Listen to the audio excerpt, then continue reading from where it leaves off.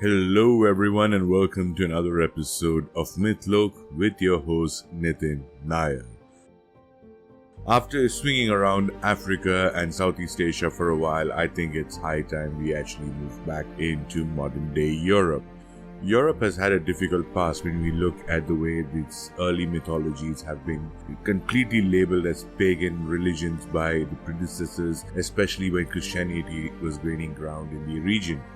The case of preservation of all these mythologies have never been in the priority, and the Church of England and the Roman Catholic Church actually took great efforts in terms of ensuring that the people completely forget what their earlier traditions were and embrace Christianity as their religion.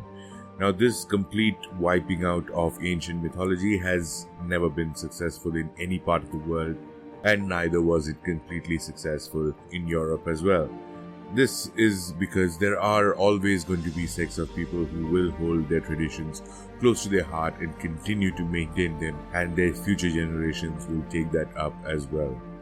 So what we are going to do today is look at another tradition or another mythology from the region, and this time from the Celtic region, or also known as the Celtic region, depending on which part of the world you're from, and especially Irish mythology.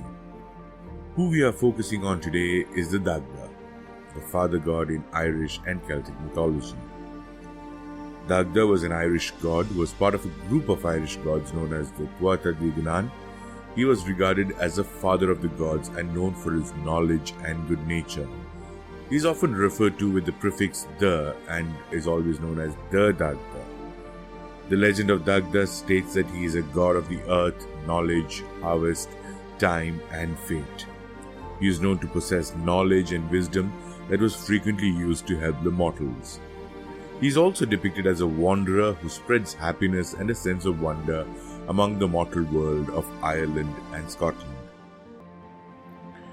Dagda was a giant of a man with long and unruly beard. He wore a woolen cloak around his head, and its clothes never fit him right, with his belly and buttocks being frequently exposed. This, however, did not take away his good looks and was considered to be a very good-looking man.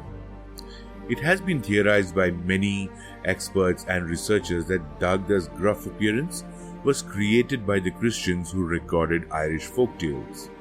These early historians wanted to make him appear foolish and humorous when compared to their main deity, Jesus Christ.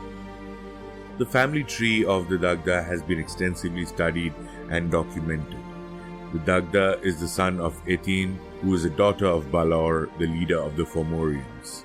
He is also considered to be the brother of Lugh, who ruled Ireland for almost 40 years. The Dagda has a daughter named Bridget, who is a powerful force of fertility, and his famous sons are Cermak and Angus Og, who have represented youth, beauty, and maybe even love. The Dagda is a husband of Morrigan, who is referred to as his envious wife. He has two brothers, Nuada and Ogma. In the Dinsench, the Dagda is given Ainge, a daughter who is known for her ability to keep a twig basket or bathtub leaking when the tide is in, but not when it's out. Dagda is also said to be a son of Elata and a grandson of Delbeth. His other wife is known as Elfmar, and Ecti is the other daughter that is mentioned in the Banshin Chess. The Dagda has various names or epitaphs that reflect the various aspects of his character. Most of these names are regional in nature and pertains primarily to the Irish, Scottish and Welsh sides of the world. Some of these include O'Shade, Olathair, Ruad Roftessa, Furben, Dair, Aid, Serra, Ceres, Isal and Ogabal. The Dagda has a variety of objects that were associated with power and position. The Dagda was known for his various powers, including having a cauldron full of fruit trees that would never empty, allowing him to feed as many people as possible. He also had two pigs that was always ready to eat. He also had a large club that could kill both men and animals. It is said that one of the ends of the club can kill 9 men in a single swing, while the other end can revive people from the dead.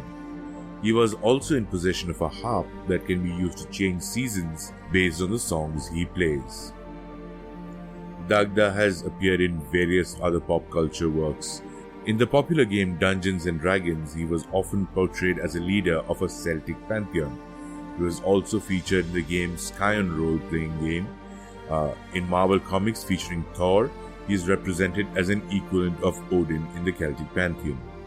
Now, Dagda is one of those characters whom we can easily have a lot of stories and characters built around because of his jovial nature and his all-powerful giant stature.